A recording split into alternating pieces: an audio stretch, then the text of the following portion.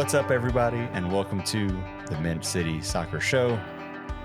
I'm Corey Ensko, and I am joined by David Gussler. How you doing, David? I'm good, man. I'm here. We're here to talk about the thing that everyone really cares about. Super important. It's a national holiday. We're here to talk about Leif Erikson Day. Are you ready? Please. So I didn't tell you this when you first texted me about it. Like, I honestly don't know this reference. So like, I need you to explain. And I'm sure I'm not the only listener. I'm not a listener, but I'm not the only one.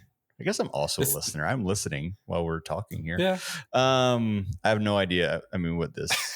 It's really stupid. I think I know who Leif Erikson is.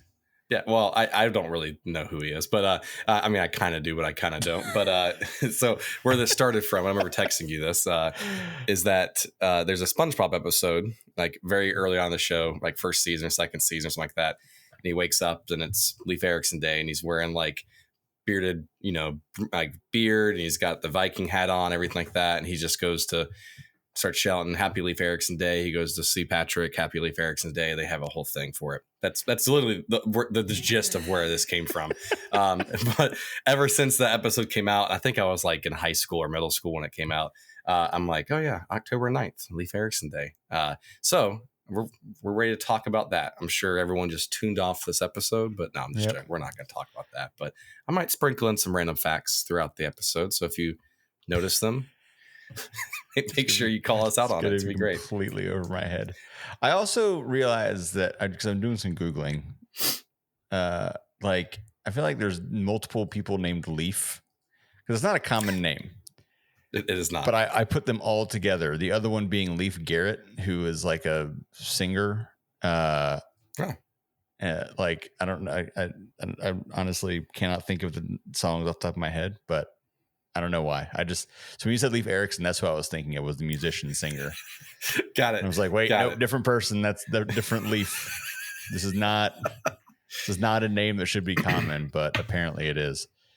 Wow, we're really going down a real. We are. But just to, I guess, also make it part of your world a little bit, Corey. I almost was very tempted. And then we'll actually talk about Charlotte FC to make this a shutdown full cast episode where we just pull up, the last episode before the final game of the season. Mm-hmm. We're about to get into the playoffs. We're going to talk about a very serious thing. And then we do nothing but talk about Leif Erikson and just cut the episode off and just leave it there. But I do love that. That's like my aspirational show. Is like if we could get to the level, and that is a high bar, and not have everyone get pissed at us. Yeah, that is a high bar. It's one of those things where like what they're doing seems so stupid that anybody could do it, but it actually takes like a really high level of maybe genius is too strong of a word, but creativity to do the nonsense that they do week in and week out and have it be as funny as it is. Like it is an art form. If you haven't listened to that show, whether or not you care about college football, if you like funny sports adjacent things, Shutdown Fullcast is truly a work of art. If we're never going to get to that point, but if we have, that's the dream, is to be able to just talk nonsense for an hour and people listen to it. If you want a place to start, I always have people to start with a disaster episode. Yeah. When they're in the off season, they do disaster shows and they're amazing. So enjoy that. But we're not here to talk about that. We're here to talk about soccer. And what a game on Saturday. What a game Charlotte FC had. That's how we kick it off, man. I admittedly didn't watch it live because somehow I texted the group somehow completely missed the fact that this was a 2:30 match until approximately 2 p.m. Thank goodness it wasn't a home match, but had no clue, just no awareness. And so we were going out to the pumpkin patch. Shout out to Hall Family Farm down in Lancaster. Great day for some fall activities. And so we're heading down there and I get the notifications like lineups confirmed. I'm like, what lineups? That's really early. And then I was like, oh. So I was mostly watching this by updates on my phone and text groups. And then I watched parts on my phone when I could, and then I went back and watched the match later. But it's a real wild experience to see this from just text messages from people And I just kept seeing red card. I'm like, oh, they're still talking about that same one red card. And no, it was a second red card. And it was a real journey of a match. But good that Charlotte won, I guess, is the main thing we can say. But there's a whole lot to unpack from how they managed to win this match. So, yeah. And just to throw it out there, Corey, just to remind you, the game this weekend's at 6 p.m. Oh, thank you for saying that. 6 p.m. It's been a weird month because, like, if you think about it, we had the NYCFC game, which was at like noon or whatever time it was, and then too early. We have very early. Then you had our Montreal game at home, which we don't want to talk about ever again in our lifetime. But that was like 7:30. Then you have DC United come up as being 2:30, and then you have this game coming up on decision day at 6 p.m. So. Just weird, but it is. I guess that's because of decision day. They're trying to get teams to play at the same time, and so they play like all the East at the same time and all West at the same time. I guess I've just been so conditioned by MLS and Apple TV that everything happens at 7:30 that when it is not that, I am not ready for it. So anyway, had to go back and watch it, but interesting. Yeah, I mean, it was an interesting game because if you look on paper and it's like. I mean, if you just look at the statistics, Charlotte's going to jump out in almost every category because one, DC was playing with 9 men on the field at one point. Charlotte had control of possession for a good chunk of the game, had obviously more shots on target, had more possession, obviously had less red cards and had more corners. But it was the thing that I guess was a little scary for me is that it seemed much closer for a game until those red cards happened for Charlotte versus NYFC versus DC United. And even after, so that's kind of what I want to get into a little bit, and we can kind of talk through some things around it. Yeah. But not only did DC get 2 red cards, they had 2 red cards by the 30th minute. Correct. Charlotte FC played 60 minutes of soccer. Up 2 men. Yeah. And won 1-0. And like, yes, the win is, in this case, all that matters is the win. Like right now, it's all about seeding. It's all about getting the points that you need. The win's what matters. So they got the 3 points. Great. That's what they needed to get out of there with. Puts them in 4th place. Now we can talk about kind of where the seedings and the standings and all that kind of look in a little while, but like, puts himself in a good position for that top 4 spot. Great. That's what they needed to do. But beyond that, just a really, to me, unimpressive performance by the team. I mean, mostly before and after the 2 red cards. So we can just break down the red cards real quick. I mean, they're pretty obvious ones. I don't feel like there was anything to really debate. No. I don't know if people, I don't do social media soccer. So I don't know if DC fans are mad about either of them, but I can't imagine why they would be. The first one was just a very clear, keeper was like, what was interesting. Outside. Yeah, go ahead. Was that, and I'm not on Twitter anymore or any of that stuff. So I'm not even paying attention anymore on that stuff. But the goalie for DC United, I just loved in that moment when they're reviewing it on VAR, he's acting upset. What do you mean you're looking at it? Like I did nothing wrong. And then you go back and they're showing it and he's like clearly like 3 steps out of the box before he touches the ball. Yeah.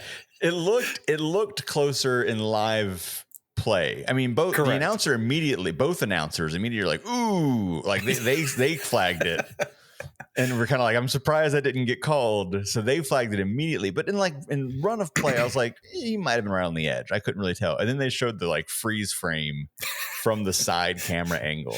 And he's just very clearly multiple steps outside holding the ball. And it's like, I mean, that'll do it. I just love that he was just like upset, like, oh God, like, I guess like where it could have gotten a little messy was that if it was a definitive goal scoring opportunity, because there was another DC United defender that could have been about that. Yeah. Between him and the goal. So like, and that's where I think maybe some fans could have been like, oh, it could have been a card. It could have been a foul. It could have been a spot kick right there. But did it warrant a red card or warranted a yellow card? And, I kind of view that as kind of some some karma coming back for us after the Dilson Malanda kind of red card that we had in the first 20 minutes. So I think that's just karma for us a little bit. But I can see that. I mean, I feel like looking at it, it almost felt like the defender was either behind or right beside. Like I do feel like it was Tokomati, right? I'm just drawing a blank, but it was Tokomati running after. Yeah. He looked like he was either level with or right in front of the defender, and enough that like if he could have gotten a touch on the ball, he was past the defender. So I get that to a degree. I mean, it wasn't super clear that it was one-on-one with the keeper when that happened, but I think he was far enough past that it made sense. And I think because the grab was so egregiously outside the box, like I think that also played into it a little bit. But so that's your first red card. That's 21st minute. Keeper goes out with the red card.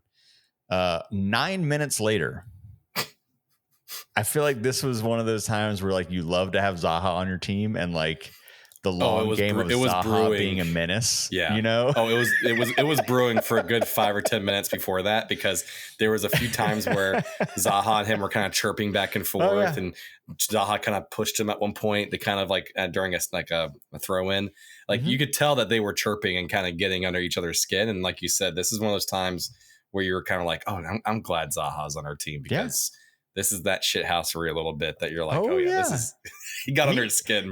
I think he knew he was under that guy's skin. So he just started pushing it. And then in the actual moment, like, you know, Zaha gets taken down, like as he's going down and kind of standing back up. I guess he like grabs the other player's leg kind of deal. I mean, it was just like they were kind of tangled up, and Zaha was definitely instigating a little bit of kind of grabbing him and pushing him off or whatever. Then Aaron Herrera comes full on headbutt, just with the ref like right beside him. I mean, there was no. It's like he did it and then realized as his head's in Zaha's chest, he realized he's like, oh shit, and then like just kept his head down for a second and tried to hug Zaha, like as if that's gonna play it off. Yeah. It obviously was not the right thing to do, but it was also kind of funny to be like clearly he kind of like let up halfway because he's like, oh shit, I shouldn't have done this. Yeah it was pretty egregiously bad. So that's 2 red cards. Again, we're sitting here in the 30th minute with 2 players out on red, so it's 0-0 match at this point. This is just screams like, all right, we're playing the worst team in the East, only because Montreal beat us with two men down.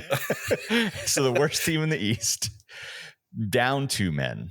This is like, all right, this is going to be like, you know, 6-0 or something ridiculous. Like let's do this. And I think they had just let in like how many goals the week or two before. I think that's what their score. Yeah, they lost to Philly 6-0. 6-0. And that was at full strength. So they lost to Philly 6-0 at full strength. And then you're going to go up against us 2 men down.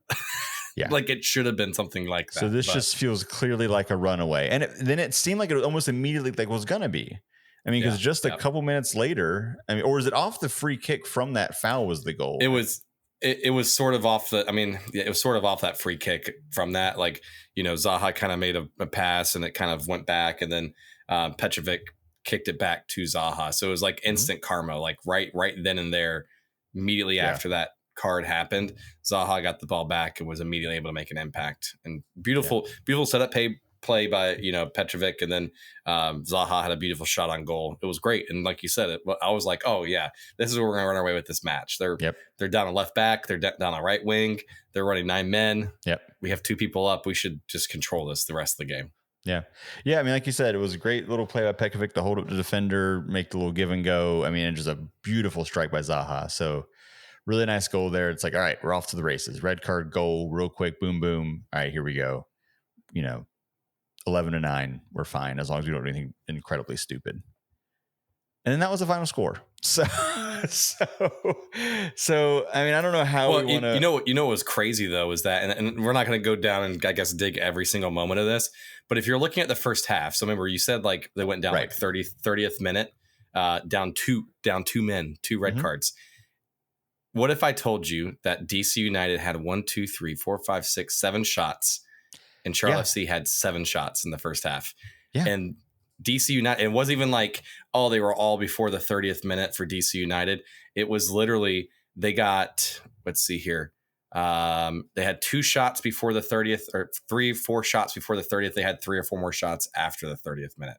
So it's not like they didn't have chances, and they had an opportunity very early on. That took, could have swung the game in a complete different direction before all the red cards and hit the post, right? So DC showed some flash there, and I'll say this, and it wasn't like we were also playing at full strength, because we also had 3 of our normal starters out of this game. Yeah, I want to talk about that midfield a little bit too. Yeah. So Ashley West was out for this game because of yellow card accumulation. Brant Bronico was out of this game for yellow card accumulation. Adilson Milando was out because of a red card from the previous game. So you had Andrew Privet starting, you had Eric Williamson starting, you had Petrovic starting because Pep Biel still quote unquote out injured. We still don't really know 100% what's going on there from that point of view. So like we were down to our subs and our subs in the midfield, and then our immediate backup in the defensive line. So it's what did you think about the midfield? Clint, you want to talk about that a little bit, Corey? Well, no, let's kind of talk through, because I do want to talk about that just kind of as a general long-term thing, but let's get to that in a minute. I do want to talk through, like, to your point about these chances in the first half for DC, and then kind of going on as well too. Like you mentioned early in the match, the one that bounces off the post, and not even just off the post, hits off the post and comes across the face of goal, like right along the goal line, and Kalina happens to be there to dive on it. So like that was a scary opportunity. And again, yes, that was full strength, but also this is DC we're talking about. But then even again, late in the first half, I believe it was Benteke has a really good look at goal as they're down 2 men. And that to me, and we can also get in the second half of this a little bit too, just as the game played on, DC continued to have chances, but more importantly to me, there seemed to be no real urgency and no like precision or I can't think of the word I want, but like everything in the final third was sloppy and bad for Charlotte. Like being up that many men, having the chance to put a match away and like get a, multi-goal lead and just kind of run away with it, especially in a game that's so important when it comes to the playoffs. Like if you watch the highlight reel of this match, like there ain't much in the second half. No. Like it wasn't like Charlotte had a whole bunch of chances and just couldn't anything to go in. There's like a handful of chances that they had. And that was really it. And so like, and I think and you even hear the announcers at some point talking during the match about how like, where's the urgency? Like where's the drive to try to finish here and win this match? Because it just didn't seem to have it.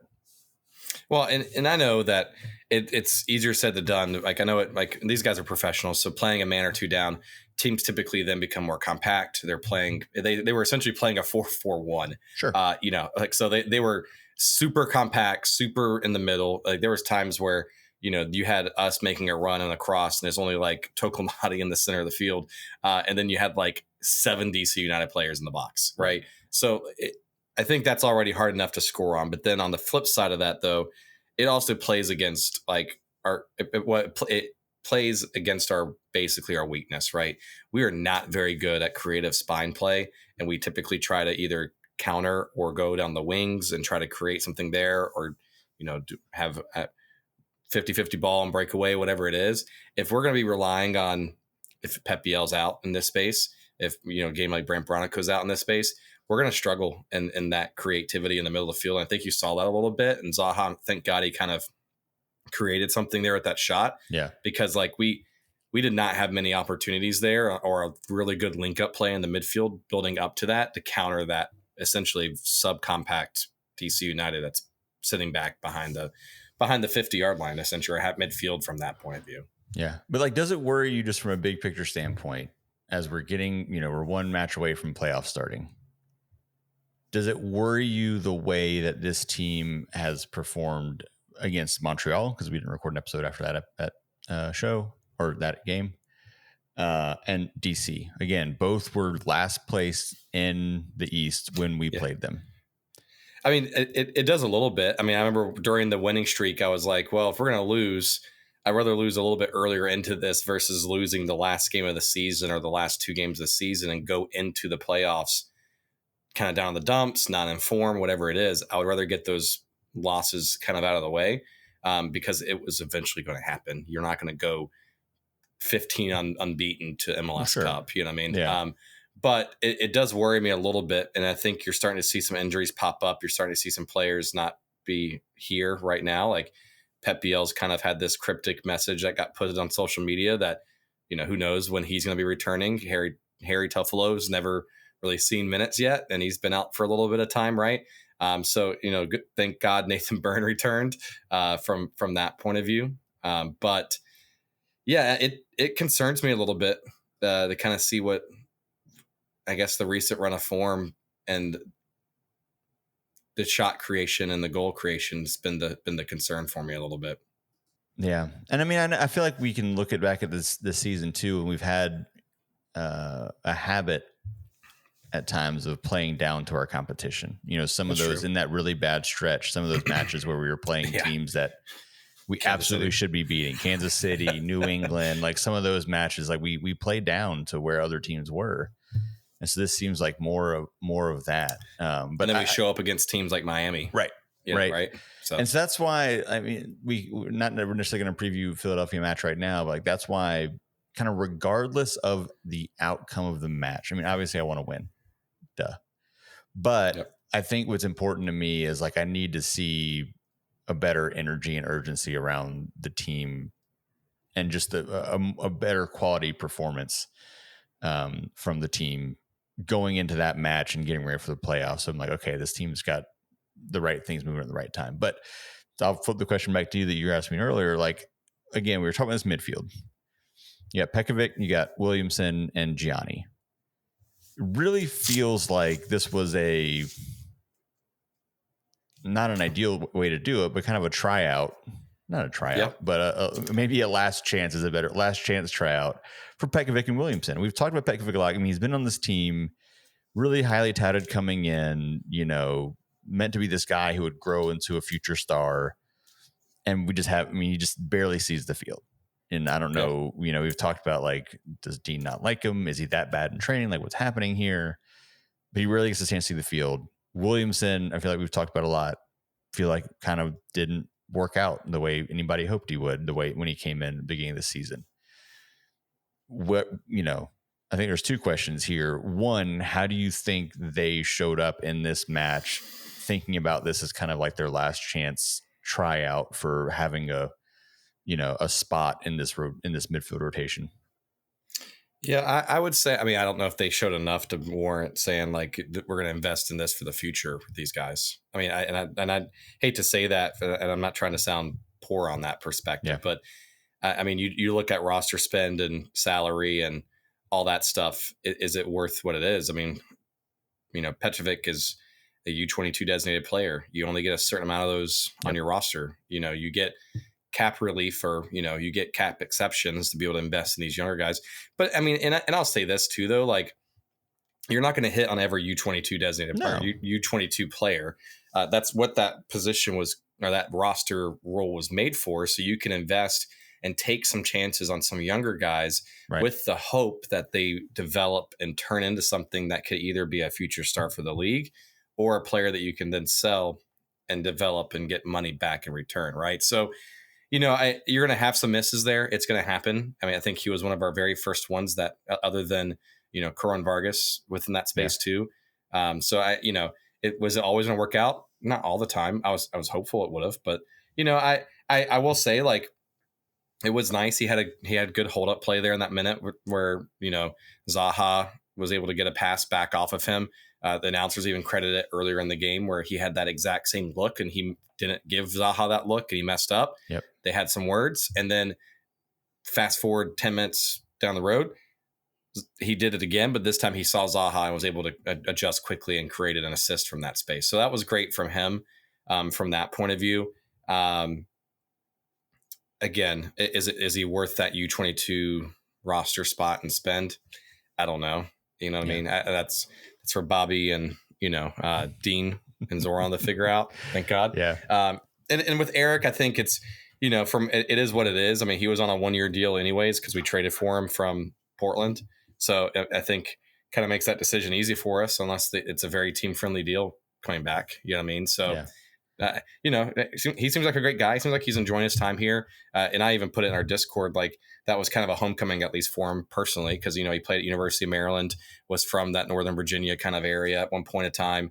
Got to play in DC. I'm sure he probably had friends and family there watching. It was great, probably feeling from the start, get a win there too. So, I'm happy for him. He showed some moments there, but like, again, where we struggled in this game was in that spine. And unfortunately, that's a reflection on Jabril Gianni playing a 6, Eric Williamson playing that 8, and then you also had Petrovic playing that attacking mid role. So it just we saw that, and you kind of expect that. Like you've got subs playing as starters in that moment. So they did enough to win, which is great. I just to answer your question, I guess long-windedly is that I don't think they showed enough to be like, we're going to keep these guys here going into the next window, though. Yeah, I mean, that's kind of you answered the question I'm going to ask next. Is like, are either of them here next season? Just gut reaction, yeah. Gut reaction. I don't think Eric would be, unless it's a very, very team friendly deal, and in that he wants to be here, kind of a situation. You know what I mean? Because I mean, as a depth piece, sub piece, sure, great. And again, sub or team friendly deal, fantastic. Yeah. I don't think Petrovic would be here. I think it's now his third coach here with this organization. He's had 3 different systems to try to figure out where he's going to fit in. He's not getting significant minutes. Like the only reason he started this game is because Pepiel was out, Brent Bronico was out, and now he's getting minutes, right? And then we just signed the guy from Crown Legacy. I know he got minutes at the very end. Kolobali. Like we just brought him up from Crown Legacy as well, and he's even at 20 years old. So to me, that's kind of signaling this is someone that we're hoping to get more minutes in the future. I'd rather invest those minutes there, is probably what Dean's thinking, than Petrovic potentially. So, I hate it for him. I would hope that he would work out, but I could see the team trying to offload it and sell it and open up that U22 spot or do the DP spot and kind of investing it back into the roster that way. Yeah, absolutely. Anything else from the match specifically you want to talk about? Then I think you sent me a screenshot. So I think you did some research on playoff seeding possibilities. Quote unquote research, aka typed it into chat GPT. I wasn't going to out you. You could have said you did the research. Oh yeah, no. Everyone knew that I didn't do the research. It's okay. So anything else in this game? Nothing really. I mean, it's going to be nice. The only thing I just really hope is that I hope Harry can come back this next game and get some minutes and get into some match fitness and form heading into playoffs. I would really hate to be like, hey, I know you haven't played in a while, and I know you just got your first minutes and got hurt, so welcome back, and now you're going to be playing in a best of 3 playoff game, potentially on the road to start, depending on how we finish. Welcome back. You know what I mean? Yeah. So I hope he gets some minutes this week. Yeah, that would be really nice. I'm hoping for that as well. All right, so like we were talking about earlier, with that win, Charlotte now sits in 4th place. There are still a couple of teams with games in hand who I believe all played this weekend. So we might have said earlier that we were talking about Charlotte playing Philadelphia this weekend. Me and David have had long weeks. We're tired. Whoops. We play in a couple weekends. So there are some matches this weekend. For example, like Inter Miami and Atlanta, who both have a game in hand. They play this weekend. I believe, I'm assuming Orlando plays because they also have a game in hand, but I have to look at their schedule real quick to see. Orlando they play Vancouver this weekend too. So again, you have a couple of games happening this weekend, which I think is technically an international break. But that will get everybody up to 33 matches in the East, so we can go into decision day. So nothing this weekend should really. I'm just looking at the numbers. That's not true. Orlando, if they win, would bring them level on points with Charlotte. They're currently in 7th at 53. We would still hold the tiebreaker. 56. We would hold a tiebreaker. Man, Orlando's goal differential is pretty solid. Just looking at things here. But anyway, so we'll have a better feel for exactly all the scenarios after that, when we really see kind of where's Inter Miami. Are they reachable at all in any kind of way? Who knows? Probably not. Where does Orlando sit at this point? And we can really start to kind of see some of those scenarios. But what's fascinating about the standings, I think, in the East right now is that, I mean, it's really like 3rd to 8th. That's crazy. Oh, sorry, fourth going down it's pretty wild. Like what could happen for a huge chunk of teams there. I'm trying to do very quick mental math. I don't think is 8th a possibility? It's not a possibility. 8th, I think, is technically a possibility, but 9th is not. No, the playing game is not a possibility. We're out of the playing game now. Yeah, but so 7th, we can still finish 7th or 6th. Correct. But yes, yeah. Sorry, this is mental math live for you, everybody. So yeah, you did your research as we said, quote unquote research. What did the our AI overlords tell you? Yeah, would happen? I crunched some numbers. I made some spreadsheets. I circled back by EOD and got some. I'm trying to figure out other corporate jargon that I could throw in here for it. We'll figure it out. But so according to my analysis of this system here, aka ChatGPT, says that we had a 60% potential finishing at top 4. So they don't really. It's a really low percentage being number 3, but number 4, 60%. Finishing the top 6, 95.8% chance. Now. And obviously being in the playoffs 100% guaranteed. But as I crunched some more numbers and looked at the probability of the Philadelphia game, Philly right now, it has a 45% chance of winning that game. We have like a 28% chance of winning, and then it's like a 22% chance draw, whatever it is, which I'm going to circle to that in just a second. If you take that into consideration, like with Philly potentially winning or, a draw in that equation, that 60% drops down to about a 40% chance of finishing top 4. So it's possible, as someone from the Oakland Raiders once said, just win, baby. And then that's all you got to worry about. You win. We've got the tiebreakers in hand. We've got, the most wins in terms of that. So in terms of NYCFC, Nashville, Orlando, even if they can potentially catch up with us, I think we could still potentially finish number 4 if we just win. So there's some wonkiness there that could still happen, but just win. Which just win, I'm going to circle to this though. I was looking at this earlier.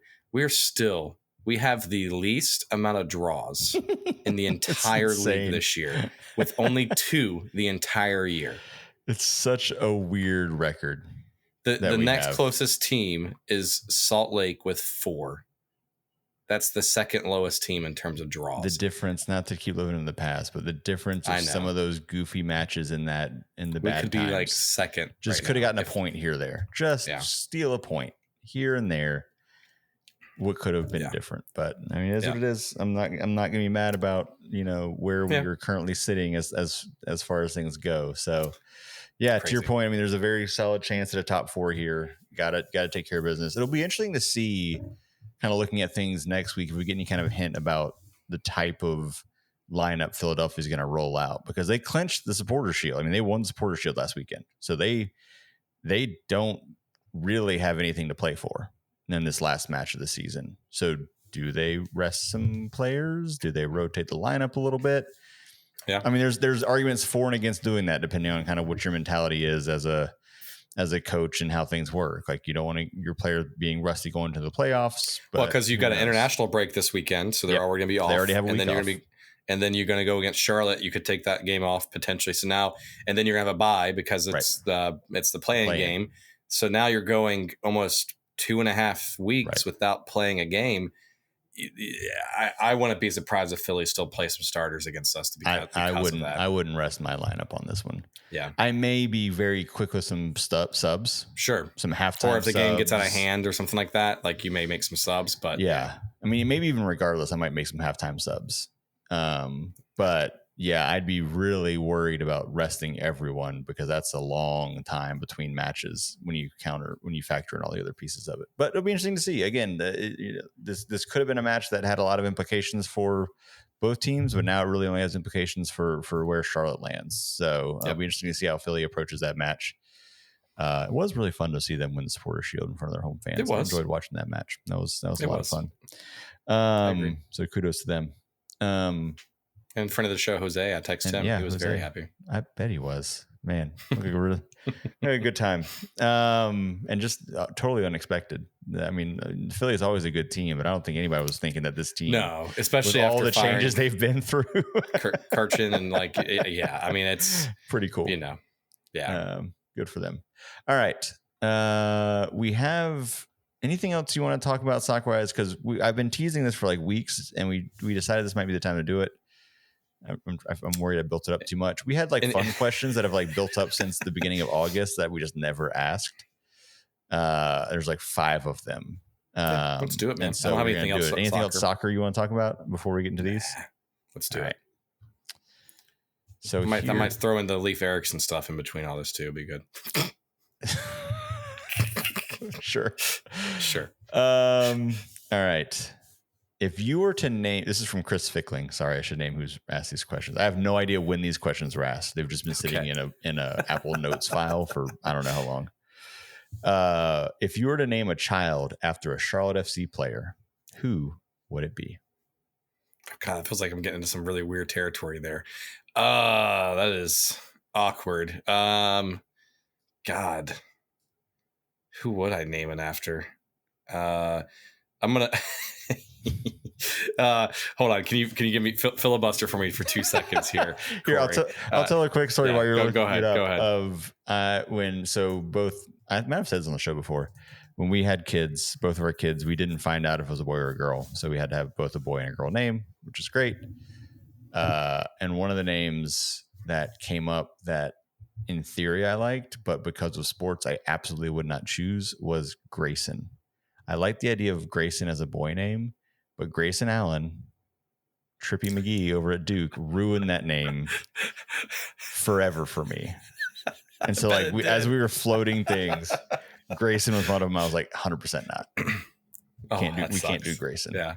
So like sports factors into this kind of thing, like whether it be good or bad. You find names that you like because of an athlete, and you also find names you really don't like maybe because of an athlete. So I'm filibustering for you. It was for me to figure this out. So I'm gonna. Mine's not gonna be a very serious answer here, which is not surprising. So I'm gonna go with Charlotte FC great. That is the man, the myth, the legend, the man who won everyone over very early on, but never technically played for us. Riley McGree. So that's the name I would go with, just to continue the myth of Riley McGree, of what he could have done and the scorpion kick he could have done in Bank of America Stadium. That's what I would name the throwback. I think my answer would be actually Kerwin. I just like that name. Cool. Yeah. And I also like the player. This, it's a little bit about the player, but also it's just like a fun, different name. Like our criteria when we picked kid names that's not even true because our names ended up being very popular girl names. So we didn't actually accomplish what we wanted. But the names I really like are names that are very recognizable as names, but aren't common, if that makes sense. Like I don't like the weird spelling of names and throwing X's and Z's in for giggles. But I don't like names that are just very common. And boy names are hard for that. Like all the boy names are like Andrew and John and, and those are fine. Michael. There's like everybody's named that. Yeah. So trying to find boy names that hit that middle ground of like not super common, but not weird. Kerwin could be one of those. Like everybody recognizes that as a name. You don't meet. I guess a good thing would be is like if the kid gets in trouble, like what's it going to sound like when you yell at it? It's like Riley or Kerwin, So like it's a good yelling name. Actually, now you say that, it is. Yeah, there you go. We solved it, Chris. There we go. Yep. I did go to school with a Kerwin though, so I guess this is a name I've been around. All right. Where'd the window go? This is I was telling somebody when we did a live show recently, which people really loved listening to the live show. And they're like, yeah, it's just fun to see y'all just kind of like naturally riffing on each other. I was like, you realize that I do not edit these podcasts very much. This is literally just us all the time. And that was an example right there. If I had more time, between when we recorded and we released, I would cut that part out where I just tried to find my Apple Notes page. But I do not have that much time. I love it. We were recording this it's almost 10 p.m. and this is going to go out probably tomorrow at like 7 o'clock. I ain't cutting that out. All right. No. I don't blame you. This is Max. What should the next bobblehead be? This is clearly like right after the Vargas bobblehead flippy thing that happened. So that's the context. So who should be the next bobblehead? Torchy McTorchy is going to be the next bobblehead. So have him, like, you had Kerwin spinning on a thing to do the backflip. You got to have his arm going up and down with the torch to light the flames of Bank of America. I don't know. That's the first thing that went in my head. I would say in my heart of hearts, I would probably assume Ashley Westwood, because it could be potentially his last year and kind of an homage to him. So I wouldn't be surprised if that's who it would be in all actuality. That'd be a good one. I like that one. Have they done, this is where I'm terrible at remembering what in stadium things they've done, because I never get there on time to actually get them. Also, shout out to Joe Amerson, who got me a flipping Kerwin, because that was awesome. Also, shout out to David for connecting me to Joe and making it happen. But that was all Joe, not Joe. Yeah, Joe reached out and said, "Corey, I got one for Corey. Tell him." Boy, I was sending some spicy texts after that match, and David came through. Anyway, they haven't done a Kalina one, have they? They have not. I want a Kalina one, but instead of the head they've done bobbling, the gloves, right? But I want like a bobblehead that instead of the head bobbling, it's like two big gloved hands that bobble back and forth. That's good. That's what I want. That's my bobblehead. You know what they should do is just listen to this podcast and then create these and sell them in the store. Yeah. So that and have a giveaway. Still do that, but then make Ashley Westwood bobblehead, Kerwin Vargas bobblehead, do a Kalina bobblehead, sell them. That would actually be something I would actually go and collect. I would go buy those things. Correct. All right. You hear me, David Tepper? Make it so. As if David Tepper's listening to the show. But yeah. Yeah. All right. We got a couple from Eric. I'm going to split them up. Okay. I'm going to do this. I'm going to do this one. It's just very random. Give us 2 or 3 foods. You only have to pick one that are typically served hot that you may actually prefer cold, or typically served cold that you prefer hot. Okay. Pizza is one. So I really love cold pizza. Yeah, absolutely. Yeah. Like I could eat cold pizza, especially if it has pineapple on it and everything like that. Like I could eat a nice cold pizza next day. I love pineapple on pizza. Don't come at me. I love it. Pepperoni, pineapple is my go-to. Those are my 2 right there. Just to put on that and call it a day. Trying to think if there's something that is traditionally served cold that I would like hot. I don't really have anything. So when I was a kid, and this is just the fat kid in me when I was younger. So I used to take the toaster strudels, because they're typically served like hot. You would put them in the toaster, hence the name, and get them like molten lava on the inside of them. I would just put them in there just enough to make them edible, and then I would eat them like a Danish and keep them kind of cool.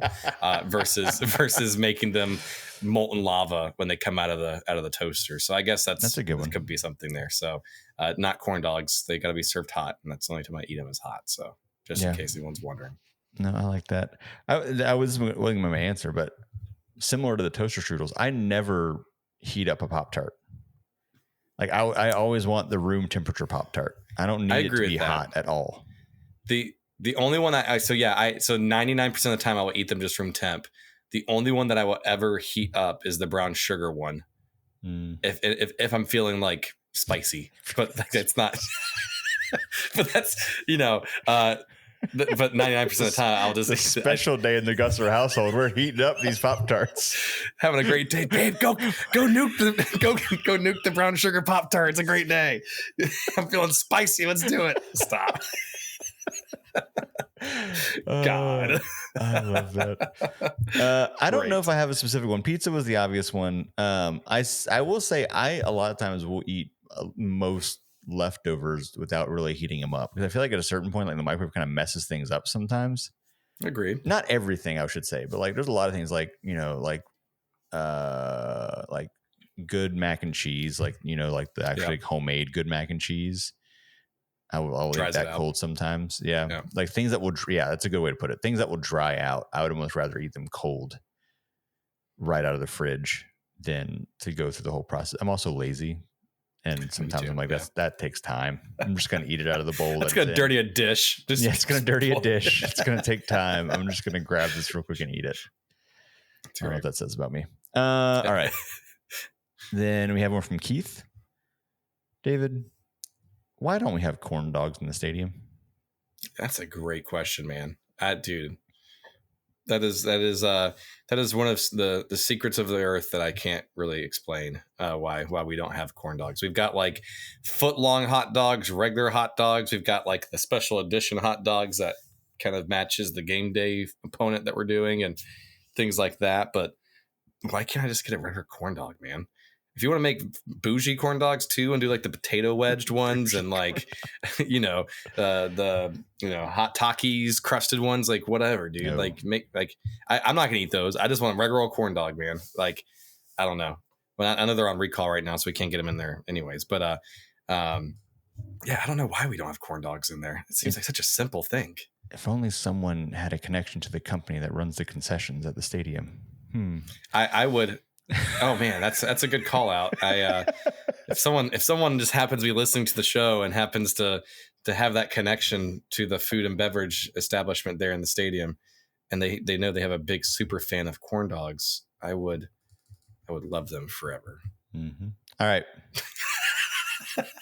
Sorry, I'm moving on. Yeah, you're good. Corn dogs. Eric Hill.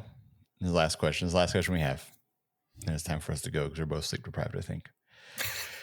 If you are not hosting a podcast about soccer, what would be your next choice weekly podcast topic or format? And as a bonus, if you want to name guests that you would like for that podcast, but I'll make that part optional. He said dream guests that you'd like to have for that particular podcast. But let's focus more on if you weren't doing a podcast about soccer, what would your podcast topic be?